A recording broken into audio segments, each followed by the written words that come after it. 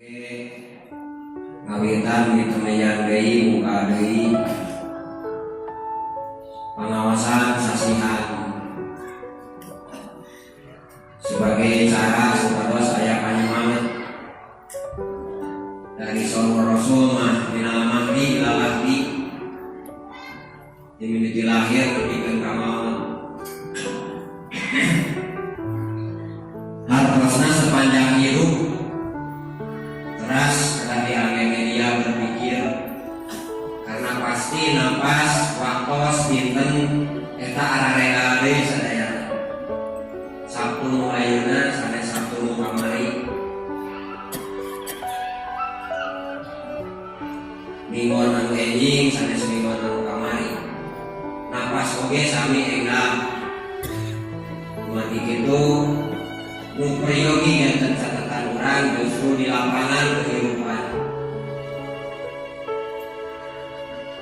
Maka alhamdulillah bersana kesepuhan urang sadayana nyaheun panengan ka urang sehingga muka realisasihan sejabi digarapkeun silaturahim tapi terus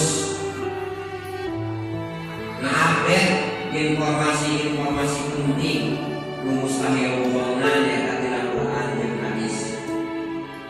Urang mah ari tina internet, tina WhatsApp, tina YouTube. Mereka 100% dipersantosnya. Diberi kamera biru disebarkeun. Padahal eta kagorengan. Atawa diomongkeun. Padahal eta kejelekan.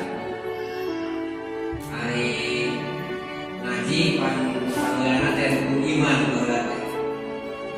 Rukun iman diantarisna iman ka malaikat. Salah satu tugas malaikat teh nuliskeun kasaean nyaeta malaikat raqib sareng nyatetkeun kaonan nyaeta malaikat atid. Matak naon margina urang lamun ria sareng sum'ah ieu jadi teu aya ganjaranana. Nah, itu bahasa sakilah mah lantaran intervensi karena tugas malaikat raqib. Jadi geus aya tukang nuliskeun amalan eta kan ngilu ngitung teh ngilu nuliskeun. Terus samsaban lagi bah ngomongkeun ka awanan anu sanes sok janten catatan amal goreng. Terus jadi mamalah jaga dia majasa tah tukang nyatetkeun amal goreng teh tos aya yaitu malaikat atid. Batur ngalakukeun kaonan urang ieu itu menjadi nulis. Jadi teh cilaka.